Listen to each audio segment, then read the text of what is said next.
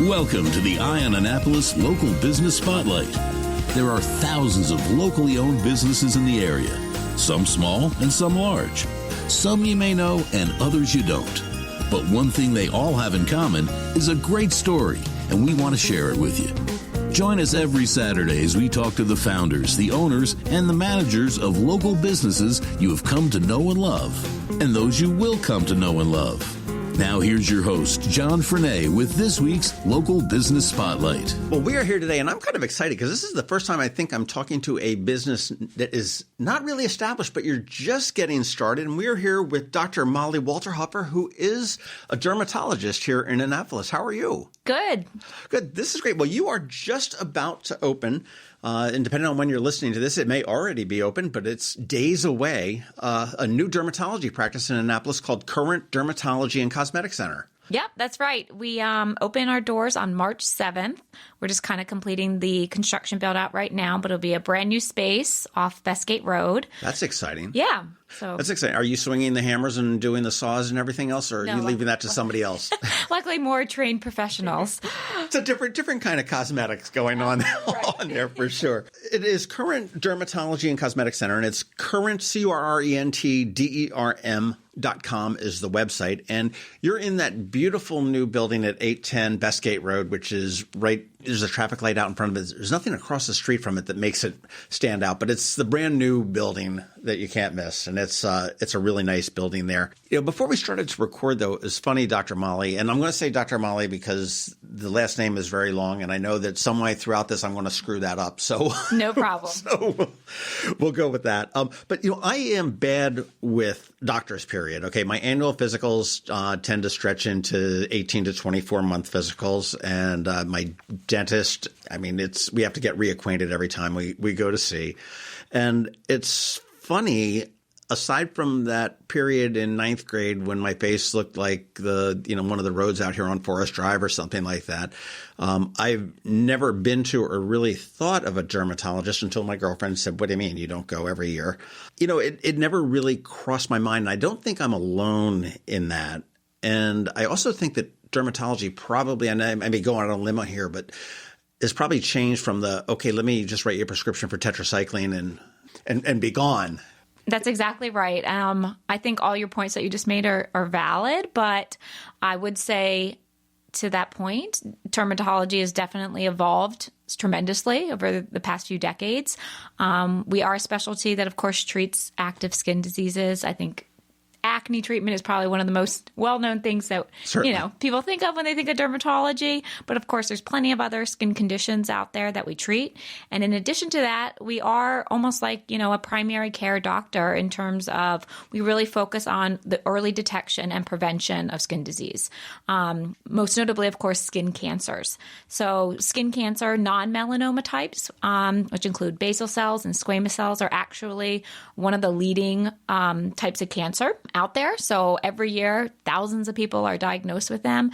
They're very hard to detect without a trained eye sometimes. A lot of the times they look like a small little pimple or a wound that's not healing, and people aren't really attuned to kind of finding and recognizing them on themselves. So it's always good to have a really good trained eye on it. And then, of course, there's melanoma. So a lot less prevalent than the non-melanoma skin cancers, but, thank goodness, because they are much more deadly. Much more deadly. Yeah, they can really, spread to all parts of the body very quickly. So for that reason, it's worth investing in a dermatologist that you trust, that you can go to regularly, at least we say on an annual basis, to get skin checked. It's really hard also to kind of follow all your moles. There's moles a lot of the times on people's back. I know for men and for women, the most common places to get a melanoma is on the back of the body. For men, it's their back, and for women, it's the back of their legs. And those are areas that people, can't see. So another good reason to have someone check your skin pretty regularly. You'd mentioned that it's the trained eye and being able to see, and that just really struck me because, you hear stories about, and not to diss any kind of a medical professional, but it's not in their specialty. And yeah, I didn't see this, and this was something else. I'm sure when COVID first came around, somebody was probably thinking, oh yeah, it's like the flu or something like that. And oh wow, I didn't see that. Maybe they weren't trained in what it is. So that makes an awful lot of sense. And I mean, they also say that the skin is the largest organ of the body. Right. I believe I think if my 10th grade science classes are coming back to me, I'm okay. So, I mean, it does make perfect sense that you are taking care of it. I mean, obviously, we know all the things. Okay, wear sunscreen, wear a hat when you're out in the sun, avoid the direct sunlight. We all of that stuff to keep a healthy skin. Sometimes it just comes to you. It could, I don't know whether it's hereditary or not. Your environment. Sure. Yeah, it's definitely a mix of that. You can have some genetic predisposition to certain types of cancers, including the melanoma type. You also, of course, environmental factors. A lot of it is, our behaviors around sun protection when we're younger. And then a lot of the skin cancers come many decades later. So even if you're good now, if you weren't good back then, so you're not a fan of the Johnson's baby oil to enhance the tan? No, it wasn't the best idea. No.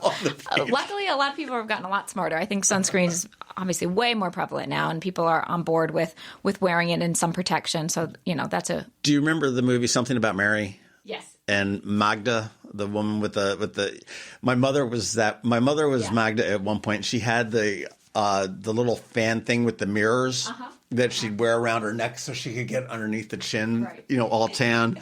And, she went, and the sun took a toll on her. I mean, at 50, she looked like she was 80, and she went through, 3 facelifts and ignored the doctors all the time and still went back out into the sun. So kept having to get them, right. Done again. Yeah. Yeah. In addition to, causing skin cancers, the sun ages us. So that's another whole field of what we do is kind of helping those cosmetic aesthetic patients with the sun damage and the after effects. Well, what is your practice offering? Well, our practice is comprehensive. So we do medical, surgical, and cosmetic dermatology all under one roof, which is nice. It kind of streamlines care for patients, simplifies it a little bit rather than kind of having to go from place to place for different types of treatment. And so that's kind of what we're focused on is being able to provide all the services at one place. Okay. Well, now, so let's say a melanoma. Okay. Patient that may come in that you're able to detect a melanoma. I mean, are Sure. you actually, and I don't know what the treatment is involved with melanoma. I mean, typically you hear cancer and you think, okay, radiation and chemo and all of this. Is that the type of treatment that is involved with a melanoma patient as well? It is for the lucky patients who have early stage melanoma. If it's detected early enough, surgery is gold standard of treatment. In terms of melanoma, at the very least, the depth of how much it has invaded into the skin kind of determines the stage of it. And as long as it hasn't gone too deep, just removing it surgically is considered treatment. Of course, once it goes deeper, it involves more intensive surgeries or radiation and adjunctive therapies. But for the most part, surgery is the first line treatment. And that's that's services that are included within your practice as well. And is that all inpatient, or I guess it all depends on what the situation is, whether it's... So all of our surgeries are done outpatient in the office. I guess that's what I meant. Yeah. Yep. In, out. Yep. I get it confused sometimes. Yeah. So they're done in the office as an outpatient, just with local numbing. And we remove melanomas, we remove non-melanoma skin cancers, which almost all of those are removed just surgically in the office without general anesthesia, as well as benign things. There are, tumors or growths within the skin that aren't cancerous that can also be removed surgically. So that is also in the scope of our field. Okay. Wow. Well, I mean, it makes all the perfect sense in the world that you're seeing all this and you're going to be able to spot it. Actually, probably it's nice that you're located right next to Maryland Oncology. That's right up there on the same floor as well. Yeah, a lot of the people in our building, we work synergistically with them. So it'll be nice to have those colleagues nearby. Well, what's your background? I mean, what brought you into dermatology? Sure. So I grew up in Baltimore. My dad was a physician. He was a heart surgeon. So I think he was my introduction into medicine and kind of sparked my interest in general.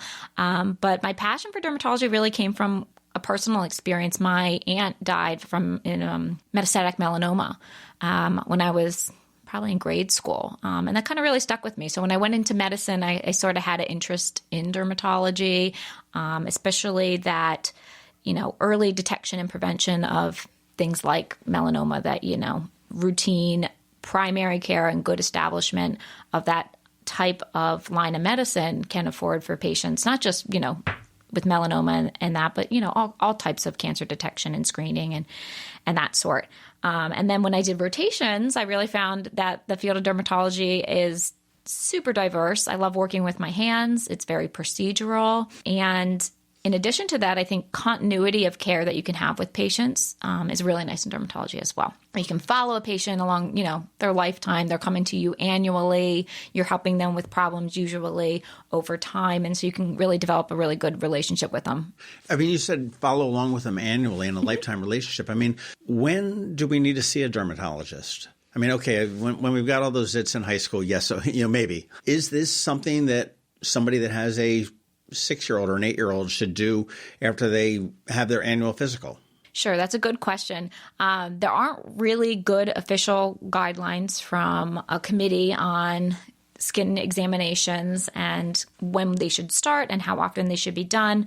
I think collectively in the world of dermatology, starting sometime in early adulthood is usually most reasonable. Children tend not to have moles or findings on the skin that really need close monitoring. Yeah.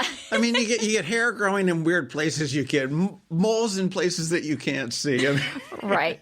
And a lot of the skin cancers and things that we're most importantly trying to find are things that come with cumulative sun damage. Those are the non-melanoma, so years and years of sun exposure, or intermittent sunburns, which hopefully, by the age of, 6, 7, 8, you haven't had any, or, right. Very few of those have happened in your lifetime. So it's more, starting in your 20s, 30s, something like that, establishing care with a dermatologist. On your cosmetic and the aesthetic side, now what's the difference between cosmetic and aesthetic? That sort of sounds similar to me. They are very similar. Okay. To me, they're interchangeable. Some practices call it cosmetic dermatology. Some call it aesthetic dermatology. I think that aesthetics sometimes can focus on non-medical procedures. So that's having an esthetician in the office, let's say, and we'll have one of those. They'll do facials, waxing, some of those more cosmetic treatments that people just want to maintain. Is that type of stuff that you might find like in a high-end salon, some of those treatments? Yep, exactly. I mean, I've heard some salons talk about, peeling and obviously waxings and stuff like that. Yeah, waxing, chemical peels. You can definitely find some of those in salons. But then also there's what we consider medical aesthetics. That's lasers, microneedling, things that are not invasive. Microneedling. That sounds really painful. It's not. It's actually a very simple procedure. You got to come up with a better word for that. I know. It sounds scary, but like in its name, they're micro, so very tiny. Not a lot of downtime, pretty simple procedure in the office. So I think, in a practice like ours where we're doing cosmetics and aesthetics, we're allowing the two to kind of complement each other, whether it's more of the cosmetic end or more of the medical end. We kind of can provide both. All right, and the cosmetic, does that get into any kind of, and it probably is a fine line between a plastic surgeon, reconstructive surgeon, and what you're doing. Would I be right in saying that you've got some minor things? Okay, so I've got some acne scarring that you may be able to take care of, and that sure. Most plastic surgeons might scoff at that. We don't do that. We'll do your nose and take care of that at the same time, or something along those lines. Yeah, exactly. That's a good question, because there are many different fields of medicine that do incorporate cosmetics or aesthetics into their practice. So in the case of dermatology, what we're really focusing on is skin quality, skin tone, skin texture, skin laxity. So anything on the surface of the skin you can see, discoloration, brown spots, scarring. Like I said, mild skin laxity, like if you're not quite ready for that facelift, but you want a little bit of improvement in sagging skin at a jawline, something like that, we would take care of. In addition to that, kind of just right below the skin, some of the underlying structures. So providing volume back to a patient's face through things like fillers, botox. So that's, helping to modulate the muscle movement right under the skin. So all of those things are kind of right below the skin and then visible on the skin as well. Sure. Well, you've been in dermatology for quite a while. You've not fresh out of med school to do it. But what do you see in these different aspects of your business of, the medical, the surgical, the cosmetic, and the aesthetic? What are the most prevalent procedures? And I mean, is it melanoma in the in the medical end of it, or is it? I've seen commercials for rosacea, and I'm not even sure what that is, but Sure.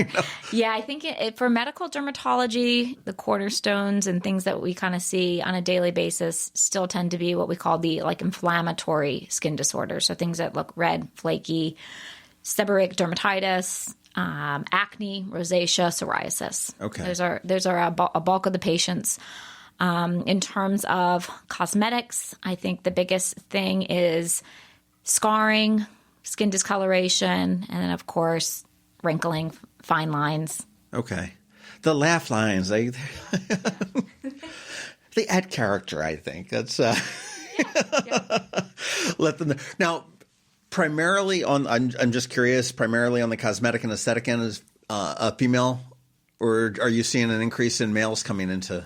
We see a very decent amount of males. I wouldn't say it's quite 50-50, but definitely a good portion of my current practice where I am now is males, and I anticipate that to kind of translate over to this community. I mean, they can benefit from the same treatments that women can, of course.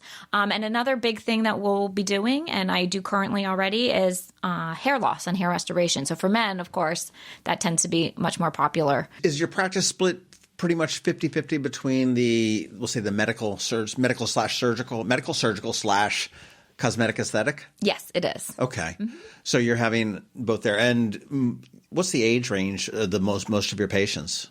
Would that be the 50 up? It tends to be, especially for skin cancer screening and things like that. But again, I think that, trends in aesthetics and cosmetic dermatology in particular are going towards more preventative, even on the cosmetic end. So we see patients younger and younger trying to at least maintain their skin health, starting things like botox and lasers and early before, the damage is so far gone that, either, becomes harder to treat or it's more of like a surgical correction type situation. So we are seeing that trend in it. So honestly, I have many patients that are under the age of 40. Yeah. And is lipo still a thing? Yes. Liposuction? Yes, it is. Is that something that falls in a dermatology, or is that more in a cosmetic? That's a good question. So there have, probably in the past, several years, has been a lot of technology come out for non-invasive, what we call, I guess, body contouring. That can include cool sculpting, where you freeze the fat underneath the skin, and that is effective. And it also includes things like ultrasound or using thermal energy to sort of tighten layers of the skin. So almost like replicating, not on the same scale, but what a facelift would be trying to achieve. Okay. So in dermatology, there are those non-invasive options for those type of things. Of course, everyone needs to be assessed separately. Some people are better candidates than others. And of course, there's always situations when plastic surgery is appropriate. Right. Where does Current come from? Current, yeah. So I actually... It's probably the electricity you put in when you're doing the micro needling. I don't know. I liked the word for many different reasons. I chose it because of its multiple meaning. I think the first thing I thought of was the water. We love living in Annapolis, my husband and I. We have a boat and we love spending time on the water. So it came to me that way. I was thinking about, local appeal and the culture around here of everyone loving and being on the water. So I like the idea of current, meaning, water moving in a definitive direction. I kind of thought of, me helping guide patients in a direction with their skin care. So I liked it for that reason. And then, of course, it occurred to me that current also means modern, up-to-date, innovative, which as a practice, if we're doing comprehensive care, especially in cosmetics and things like that, letting people know that we are a place that's, state of the art and we'll have all the latest and greatest in technology, and we're up to date on that. And then, of course, yes, I didn't even think about it, current, like electricity. Right. Well, power all our devices. It's funny. I mean, even living here, I wasn't thinking current. I was thinking when current, like now. Mm-hmm. Up to date. I wasn't and it's thinking. Interesting. Every person I meet tells me a different thing they thought of. Some people think of the water. Some people think of really modern or up to date. And actually, now as I think about it with the water, I mean, the water can be very analogous to skin. I mean, it can be very choppy and white cappy, which is like the little whiteheads, okay, that you have when you're a teenager. Yet when it's worked and things are calm and everything's going it's just like a sheet of glass. Yeah. Wow, that's pretty cool. What do you love about this career? Gosh, like I said, I already mentioned, I think one of the biggest things I love is the patient relationships, that continuity of care, being able to establish a relationship with someone and follow through. And really you can see, I feel like in dermatology, especially because it's such a visible field, people wear their, conditions or diseases on the outside. You can directly see how it impacts the quality of someone's life and how you can improve upon that and help them either, socially or emotionally better their life. So that I think is one of the biggest things. I agree. I mean, I think that what you potentially can do for many is truly life-changing. Right. You look at the worst case scenario, somebody with a melanoma, right. That you're able to get under control and have treated if caught early enough and everything else. Okay, literally you have saved their life. Mm-hmm. You turn around with somebody that's been living with acne scars for all of their life, right. and there's a way now to figure that out. Right. Or maybe there's some contouring and everything else. So it really does makes perfect sense to that. I mean, it's probably a lot more rewarding than like the proctologist that's, does the.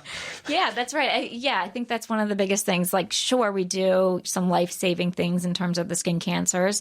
But like you mentioned, you can't kind of underestimate how treating what we say cosmetic concerns that, they're real concerns for people and they impact their life on a daily basis. They impact their confidence. They impact their social interactions with others. So being able to restore someone's confidence it's huge.